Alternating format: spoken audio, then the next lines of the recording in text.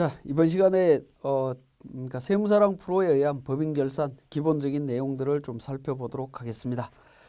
자, 교재는 78페이지가 되겠고요. 78페이지에는 제가 그 기본적인 데이터를 여러분들한테 제공을 해드릴 텐데, 그 제공된 데이터를 설치해서 활용하는 부분에 대한 부분을 간략하게 설명을 해놨습니다. 참고하시고, 80페이지에 첫 번째 기중전표 입력 시에 유의할 내용들입니다.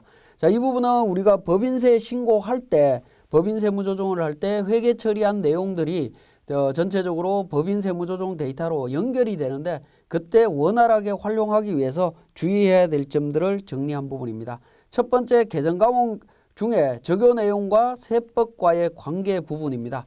자, 우리 프로그램에 기초정보관리에 보시면 개정과목 및 적용 등록이 있습니다.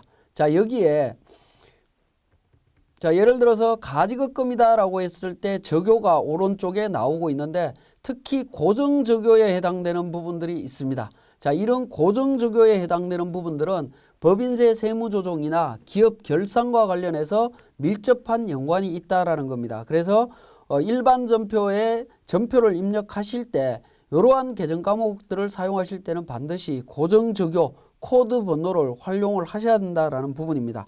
80페이지에 보시면 그 내용을 간략하게 정리를 해놨는데, 가지급금, 가수금과 관련해서는 인정이자 계산 시 인별 가지급금, 가수금 적수 계산이 되도록 되어 있는 부분이고요. 상품, 제품, 원재료 같은 경우에 고정 적용 관련되는 부분은 원재료 관련되는 부분들은 의제 매입, 재활용, 구리 스크랩 또는 타개정 관련되는 부분으로 이렇게 연결되어 있습니다. 자, 이 내용만 보시더라도 결산붕괴 및 부가가치세 신고 작성과 연결되는 내용으로 이해를 하실 수 있습니다. 그래서 부가세 신고 때 활용을 하시려면, 또는 결산 때 활용을 하시려면 반드시 이 고정적용 코드를 사용하셔야 된다라는 거고요. 자, 접대비와 관련되는 부분입니다. 자, 접대비 관련되는 부분도 고정적용에 보면 신용카드 사용분과 관련되는 부분, 경조사 관련되는 부분 여러 가지 적용들이 있습니다. 자, 적용들이 있는데, 접대비와 관련해서는 반드시 여러분들이 좀 주의하셔야 되는 부분들은 고정적용뿐만 아니라 현금적용나 대체적용도 고정적용과 동일하게 활용이 되고 있기 때문에 반드시 접대비만큼은 고정적용뿐만 아니라 모든 적용을 우리는 코드 번호로, 적용 코드 번호로 등록되어 있는 번호로 진행하셔야 된다는 거 다시 한번 강조드립니다. 자, 81페이지에 개정 과목 성격 및 성격에 대한 부분입니다. 회계 기준과 우리 프로그램의 개정 과목 및 적용 등록에 있는 개정 과목의 성격은 회계 기준에 의한 성격과 세법에 의한 성격이 동시에 부여되어 있다라는 겁니다. 그렇게 동시에 부여되어 있지만 대부분의 개정 과목들은 기업 회계의 성격과 세법상의 성격이 거의 일치합니다. 그러나 이제 가지급금의 경우에는 조금 다른데요. 우리 교재 보시면 회계 기준에 의한 가지급금은 현금 등의 출금에 대한 개정 과목이 확정되지 않은 경우 사용하는 임시 개정으로서 결산 시 적절한 개정 과목으로 대체해야 된다라는 겁니다. 결국에 결산 이후에는 결산재무제표에는 가지급금이라는 잔액이 없어야 된다라는 거죠. 잔액이 제로여야 됩니다. 근데 법인세법에서는 명칭 여하에 불구하고 업무무관 대여금으로 보도록 되어 있습니다. 그러니까 기업회계 기준으로 따진다면 단기 대여금 성격이다라는 거죠. 그래서 이 가지급금에 대한 부분이 두 가지 성격이 다르다 보니까 우리가 결산 후에 재무제표를 만들면 가지급금이라고 하는 개정 과목에 잔액이 남는 문제가 발생을 합니다. 자, 이런 부분들을 해소를 해야 되겠다라는 부분입니다. 자, 그래서 세법상의 가지급금을 설정하는 방법입니다. 자, 원래 가지급금은 개정 과목의 성격이 가지급금으로 부여가 되어 있습니다. 이렇게 가지급금으로 부여가 되어 있음으로 인해서 법인세법상의 가지급금이 됨과 동시에 우리 법인세무조정을 할 때 가지급금으로 회계 처리된 내용에 대해서 정보를 활용해서 적수를 계산할 수가 있습니다. 그러한 부분에 착안을 해서 우리 세무사랑에서는 가지급금 법인세법상의 가지급금을 기업회계상의 가지급금 계정으로 대체를 합니다. 임직원 등 단기채권으로 만약에 활용을 한다라고 하면 임직원 등 단기채권의 성격을 가지급금으로 부여를 한다라는 거죠. 가지급금으로 부여하게 되면 가지급금으로 부여되는 순간 137번 임직원 등 단기채권은 법인세법상의 가지급금이 된다라고 보시면 되겠습니다. 그러면 우리가 추후에 일반전표 입력 시에 임직원 등 단기채권이라는 계정과목을 사용을 하더라도 우리 법인세 신고 시 인정이자 세무조정 시에 임직원 등 단기채권에 대한 계정 내용을 적수 계산할 때 활용할 수 있도록 개선이 되어 있습니다. 자, 임직원 등 단기채권이나 아니면 대여금이라고 하는 계정과목, 단기대여금이라고 하는 계정과목도 원래는 대여금이라고 하는 성격으로 부여가 되어 있었을 겁니다. 대여금으로 이렇게 부여가 되어 있던 부분을 우리가 가지급금으로 이렇게 선택함으로써 법인세법상의 가지급금 성격을 업무무관 대여금 성격을 부여받게 된다라는 겁니다. 자, 이렇게 부여됐을 때 우리가 실제 활용되는 부분을 한번 보도록 하겠습니다. 자, 우리 계정별 원장에서 단기 대여금을 한번 조회를 해보겠습니다. 자, 단기 대여금을 조회를 하면 17년 8월 1일 날 관계회사의 가지급금 대여에서 갑법인에 1억 원이 발생된 것을 확인하실 수가 있습니다. 자, 이렇게 전표가 입력된 내용을 우리 법인조정에서 과목별 세무조정의 가지급금 인정이자 등 조정 명세서에서 회계 데이터 불러오기를 통해서 반영을 해보겠습니다. 회계 데이터 불러오기를 통해서 대표자 백두산 계정과목 134번 가지급금, 관계회사 갑회사 갑상사고 114번 단기대여금 이렇게 계정을 정리해서 불러오기를 하게 되면 관련되는 정보들이 우리가 인정이자 계산할 때 가지급금에 대한 적수가 정확하게 계산이 된다라는 겁니다. 자, 이 부분에서 관계회사 같은 경우에 114 계정과목 코드인 단기대여금이 불려져 오는 이유는 계정과목 및 적효등록이라고 하는 메뉴에서 이 성격을 가지급금으로 부여를 했기 때문에 인정이자 계산 시에 이 부분을 활용할 수 있다라고 보시면 되겠습니다. 그래서 우리 가지급금 인정이자 세법상의 업무무관 대여금 같은 경우에 기업회계에서 이야기하고 있는 계정과목과 일치시켜서 사용을 하시면 추후에 결산재무제표도 기업회계 기준에 따라서 정확하게 작성이 되는 효과를 볼 수가 있겠습니다. 잘 활용을 해 주시고요.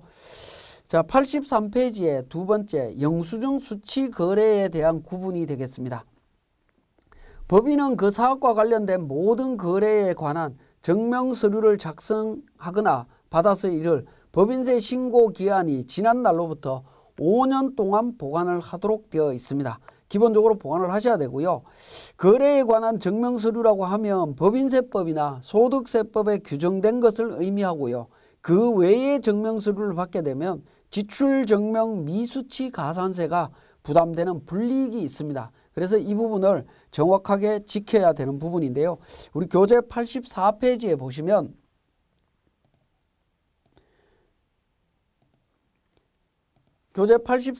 보시면 법인 사업자는 사업자로부터 재화 또는 용역을 공급받고 그 대가를 지급하는 경우에 증명서류를 보관해야 된다라고 되어 있습니다. 소득세법상의 계산서, 부가가치세법상의 세금 계산서, 신용카드 매출전표, 현금 영수증 이렇게 수취하도록 되어 있습니다. 그렇기 때문에 사업자로부터 재화나 용역을 공급받고 그 대가를 지급하는 경우에 반드시 수취를 하셔야 됩니다. 그렇지 않으면 가산세가 적용이 된다라는 거고요. 다만 이제 다음에 해당하는 경우에는 예외적으로 적격 증명서류를 수취하지 않아도 됩니다. 거래 건당 금액이 3만 원 미만이거나 또는 거래 상대방이 읍면 지역에 소재하는 사업자로서 신용카드 가맹점이 아닌 경우 뭐 이런 요건들이 있습니다. 자, 이렇게 해당이 될 때는 수취하지 않아도 됩니다. 우리 교재 85페이지에 보면 지금까지 말씀드렸던 내용에서 적격증명 수취 거래 요건을 파악하는 부분인데 그 요건을 제가 몇 가지로 정리를 해봤습니다. 법인의 거래가 다음의 요건을 모두 충족할 때 반드시 적격 증명을 수취해야 합니다. 첫 번째, 사업자와의 거래냐. 사업자와의 거래라고 하면 수취해야 됩니다. 두 번째, 재화나 용역의 소유권을 이전받았느냐. 이전받았다라고 하는 개념이 공급이 됐느냐 하는 부분입니다. 공급이 됐느냐. 공급이 됐다면 적격 증빙을 받아야 됩니다. 세 번째, 재화나 용역의 소유권 이전 방법이 계약이나 법률에 의한 거냐, 즉 합법적으로 이전되었느냐라는 부분입니다. 이것도 맞다면 수취해야 됩니다. 네 번째, 재화나 용역에 대한 대가를 지급하였거나 지급할 예정인 경우에 적격 증빙 수취해야 됩니다. 그래서 네 가지 요건을 모두 갖췄다라고 하면, 충족했다라고 하면 적격 증빙 수취해야 되고, 그렇지 않다라고 하면 적격 증명을 수취하지 못했다라고 하면 가산세가 발생을 하고요. 네 가지 요건 중에 하나라도 충족하지 못하는 경우에는 적격 증빙을 수취하지 않아도 됩니다. 이런 경우에도 영수증이나 입건표, 거래명세서 등 기타 증빙에 의해서 거래 사실을 입증해야 된다라는 겁니다. 자, 우리 영수증 수취 거래 구분과 관련해서 개념적인 부분을 설명을 드렸고, 자, 이 부분을 우리 프로그램에서 세무사랑 프로에서 적용하는 방법을 보도록 하겠습니다. 자, 우리 회계관리 재무회계의 전표 입력에 보시면 일반 전표 입력과 매입 매출 전표 입력 두 가지가 있습니다. 자, 매입 매출 전표 입력과 일반 전표 입력의 구분은 매입 매출 전표는 부가가치세 신고와 관련되는 부분입니다. 자, 부가가치세 신고와 관련되는 내용들을 살펴보시면 세금 계산서 관련되는 부분, 계산서, 신용카드 매출, 신용카드 매입, 현금 영수증 매출, 현금 영수증 매입과 관련되는 내용들만 입력이 됩니다. 즉 적격 증빙을 모두 수취한 내용만 반영이 된다라고 보시면 되겠죠. 그렇기 때문에 매입 매출 전표 입력에서는 우리 영수증 수취 거래 구분이 필요 없다라고 보시면 되겠고요. 자, 일반 전표 입력과 관련되는 부분은 매입 매출 전표 입력에서 입력한 내용 이외에 모든 내용을 다 입력하기 때문에 우리 영수증 수취 거래 구분과 관련해서는 일반 전표 입력과 관련해서만 해당이 있다라고 보시면 되겠습니다. 자, 일반 전표 입력에서 자, 이미 입력되어 있는 부분으로 한번 보도록 하겠습니다. 5월 달을 제가 조회를 했습니다. 자, 사무용품을 구입을 했습니다. 제일디포라고 하는 데에서 문구 10만 원 구입을 했습니다. 자, 이 10만 원이 일단 예외사항이었던 우리 교재 84페이지에 예외사항으로 있던 거래 건당 금액이 3만 원 미만인 경우가 아니라는 거죠. 3만 원 이상입니다. 3만 원 이상인 경우에는 카드 등 사용 여부라고 하는 메뉴가 활성화가 되면서 신용카드 사용 여부를 물어봅니다. 자, 물어보는데 카드 사용 여부에서 보시면 1번 신용카드 사용, 2번 현금 영수증, 그러니까 0번은 부로 되어 있습니다. 기본적으로는 부로 나타나고 이 내용이 신용카드를 사용했다면 신용카드, 현금 영수증을 수취했다면 현금 영수증 체크를 하시면 되겠습니다. 그렇게 정리를 해주시면 되겠고, 신용카드나 현금 영수증을 사용했다면 적격 증빙을 수취했기 때문에 문제될 게 없습니다. 만약에 적격 증빙을 수취하지 못했다라고 하면 부로 선택을 해야 될 거고, 부로 선택한 후에 이동을 하게 되면 명세서에 해당 없음이라고 하는 멘트가 뜨면서 그러니까 화살표가 있습니다. 화살표를 한번 클릭을 해보시면 명세서 해당 없음, 명세서 제출 대상 거래, 명세서 제출 제외 대상 내역, 증빙 불비라고 하는 내용이 나옵니다. 자, 이 네 가지 중에 하나를 선택을 하셔야 됩니다. 자, 그 내용을 하나하나 살펴보시면 명세서 해당 없다라고 하는 부분은 사업자가 아닌 자로부터 재화나 용역을 공급받거나 재화나 용역의 공급 대가가 아닌 지출이거나 뭐 이런 경우에 해당이 됩니다. 즉 제가 앞에서 설명드렸던 85페이지에 참고에 적격증빙 수취거래 요약이라고 해서 1번부터 4번까지 요건을 모두 충족한 경우에는 적격증빙을 수취해야 되고요. 1번부터 4번까지 내용 중에 하나라도 충족을 못하게 되면 모두 명세서 해당 없음으로 이해를 하시면 되겠습니다. 자, 그래서 85페이지에 있는 참고에 있는 표 내용에 해당이 되지 않는다라고 하면 명세서 해당 없는 걸로 체크를 하시면 됩니다. 87페이지에 명세서 해당 없음에 대한 사례를 요약을 해놨습니다. 비사업자와의 거래 사례가 폐업한 사업자로부터 폐업 시 잔존재화를 공급받는 경우나 법인이 종업원 개인 소유 차량을 취득하거나 뭐 이런 경우가 되겠습니다. 또 재화 용역의 공급이 아닌 거래, 조합이나 협회에 지출하는 경상회비나 판매 장려금이나 포상금 등을 지급하는 거, 뭐 이런 부분들은 재화 용역의 공급이 아니기 때문에 명세서에 해당 없는 부분으로 이해를 하시면 되겠습니다. 자, 그래서 사례를 한번 보시면 5월 31일 날 소모품비 홍길동으로부터 노트북을 구입했습니다. 근데 홍길동은 개인입니다. 개인인 경우에는 개인으로부터 취득했기 때문에 명세서에 해당 없는 걸로 이렇게 정리를 해주시면 되겠습니다. 자, 그 다음에 명세서 제출 대상 거래에 대한 부분입니다. 자, 복리후생비로 그러니까 회식비로 100만 원을 지출을 했습니다. 지출을 했는데 카드로 사용하지 않았다라고 하면 우리 화살표에 두 번째 나오는 명세서 제출 대상 거래를 선택을 하게 됩니다. 명세서 제출 대상 거래를 선택하면 팝업창이 나타나는데 영수증 수치, 사업용 계좌 등 등록에 대한 부분입니다. 자, 우리 영수증 그러니까 간이 영수증, 즉 간이 영수증을 수취한 내용을 우리가 등록을 해달라라는 겁니다. 공급자 누구한테 등록했느냐, 그러니까 지출했느냐 하는 부분에 대해서 사업자 등록번호, 대표자 성명, 또 계좌이체를 했다면 계좌이체 내용, 뭐 이런 부분들을 등록해달라라고 하는 부분들입니다. 이미 거래처가 등록이 되어 있다면 거래처 코드 도움을 통해서 등록을 하시면 되겠고, 등록되지 않은 신규 거래처라고 하면 여기에 공급자 코드를 제외한 나머지 내용을 등록을 하시면 자동으로 거래처가 등록된다라고 보시면 되겠습니다. 자, 이렇게 해서 확인을 통해서 적용을 해주시면 되겠는데, 문제는 명세서 제출 대상 거래로 등록을 하게 되면 법인세 신고 때 우리 가산세, 지출증빙 미수치 가산세가 적용이 된다라고 보시면 되겠습니다. 자, 명세서 제출 제외 대상의 경우에 적격증빙 수치 의무 예외로 인정되는 경우가 있습니다. 자, 사업자로부터 제공받은 재화 용역이 법인세법에서도 예외로 인정되는 경우를 말하는데요. 지출증빙 미수치 가산세가 적용되지 않습니다. 자, 그 내용을 보면 우리 프로그램에 그러니까 이자 비용에 대한 부분입니다. 자, 차입금에 대한 이자 비용을 지출했다라고 하면 세 번째 메뉴인 명세서 제출 제외 대상 내역으로 선택을 하게 됩니다.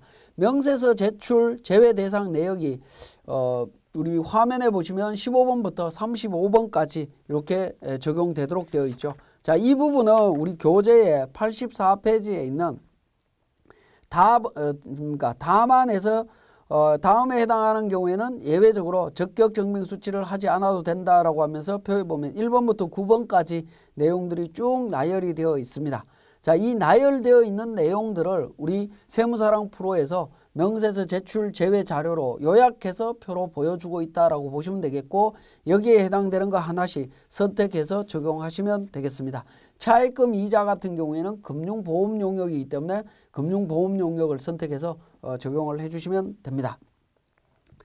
자, 89페이지에 보시면 재화나 용역의 대가를 지급하고 명세서 제출 제외 대상의 경우에 구체적인 사유를 등록해야 되고, 특히 33번 송금 명세서 제출분을 선택하는 경우에는 그러니까 송금 명세서를 제출해야 됩니다. 자, 거기에 해당되는 부분들을 한번 보시면 우리 부동산 중개 수수료를 현금으로 지급을 했다라고 하면 명세서 제출 제외 대상 내역으로 선택을 하게 되고요. 이때는 송금 명세서 제출분으로 선택을 하셔야 됩니다. 송금 명세서 제출분으로 선택하게 되면 영수증 수치, 사업용 계좌 등 등록 팝업창이 별도로 나타나면서 관련 정보를 등록하고 사업용 계좌로 은행으로 계좌번호를 등록해서 송금했다라는 사실을 입증해야 된다라고 보시면 되겠습니다. 자, 이렇게 적용을 하시게 되면 가산세 적용해서 배제된다라고 보실 수 있겠습니다.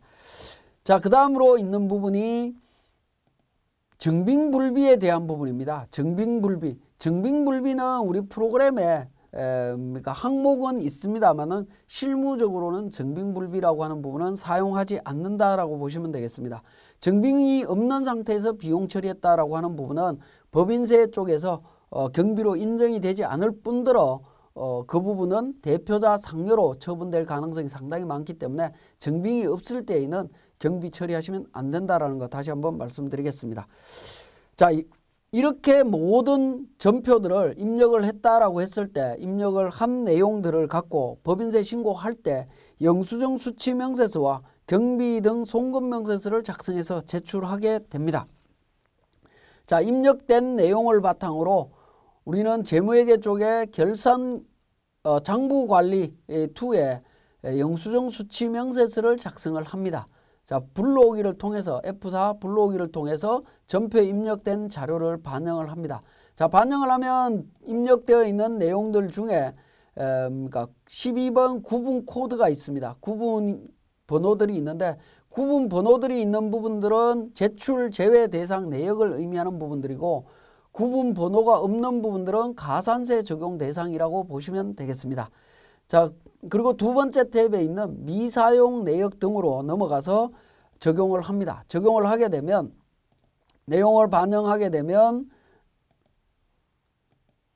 그러니까 명세서 제출 대상 금액이라고 해서 150만 원이 나타납니다. 이 150만 원은 우리 법인세 신고 시에 가산세 적용 대상이라고 보시면 되겠습니다. 자, 명세서 제출 대상 금액이 150만 원 있다라고 하면 자, 이 서식을 저장하신 이후에 자, 우리 법인 조정에서 세액 계산 및 신고서에 가산세 계산서가 있습니다. 여기에서 미제출 가산세의 F12번 불러오기를 하면 지출 증빙 미수치 금액을 불러오겠습니까? 예라고 누르게 되면 150만 원에 3만 원 가산세 계산해서 적용을 해줍니다. 그리고 서식을 저장합니다.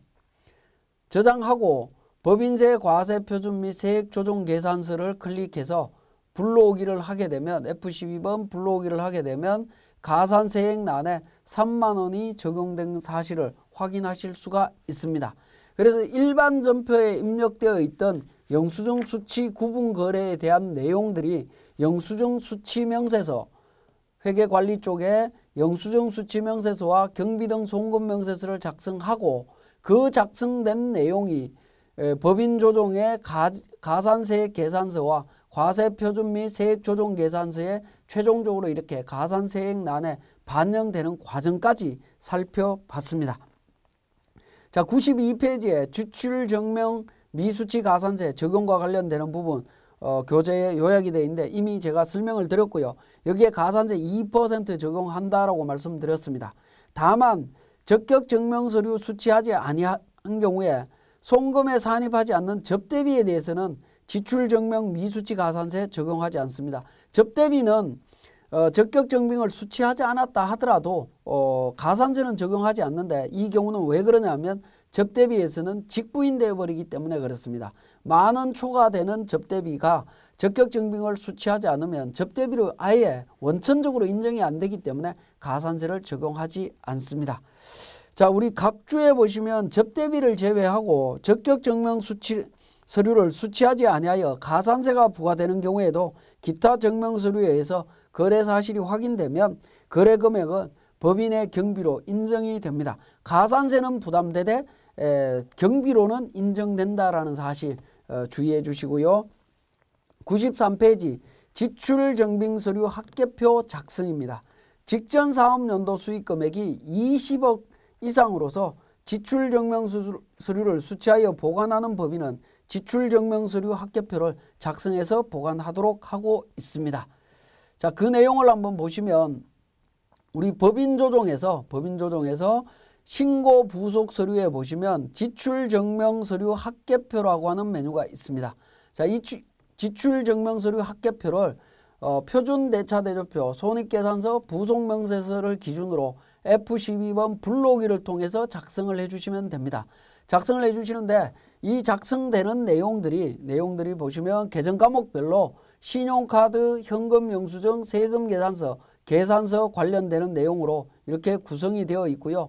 자, 그 구성되어 있는 수치된 내용들을 제외한 차이 금액 33번에 차이 금액이 나타납니다. 이 차이 금액은 원칙적으로 95페이지의 내용이 있습니다. 보시면 차이난의 금액은 지출증명서류를 수취하지 못한 금액으로서 적격증명 서류를 수치 규정을 적용하지 아니하는 명세서 해당 없음과 예외사항이 명세서 제출 대상 내역을 포함되어 있습니다. 금액이 포함되어 있기 때문에 그 금액을 제외한 금액들은 추후에 과세관청에 소명 요구가 있을 수가 있습니다. 소명 요구가 있을 수 있기 때문에 확인들을 해 보셔야 되겠고, 또 지출증명 미수치 가산세 적용 대상이 된다라는 겁니다. 그래서 가산세를 정확하게 적용하고 있는지도 확인을 해 보셔야 되겠습니다.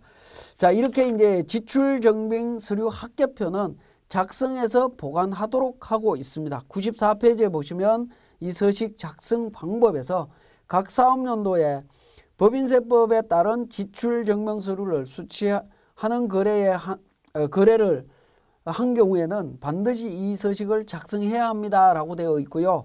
법에서도 작성하도록 하고 있고, 또 국세청에서 요구를 하면 제출하도록 하고 있습니다. 그러니까 직전 사업연도 수익금액이 20억 이상인 법인들은 이번에 반드시 작성하셔갖고 분석을 좀 해보셔야 될 것 같습니다. 자, 여기까지 영수증 수치 관련되는 내용을 정리했습니다.